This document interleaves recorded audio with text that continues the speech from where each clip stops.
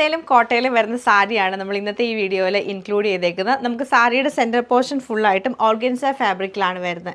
സൈഡിൽ നമുക്ക് സിൽക്കി കോട്ട ഫാബ്രിക് കൊടുത്തിട്ട് നല്ലൊരു ക്രോഷ്യയുടെ ഡീറ്റെയിലിംഗ് ആണ് ചെയ്തേക്കുന്നത്. ഇതിന് ഉള്ളിൽ നമുക്ക് ക്രോഷ്യയുടെ ആ ഒരു ലേസ് കൊടുത്തിട്ടുണ്ട്.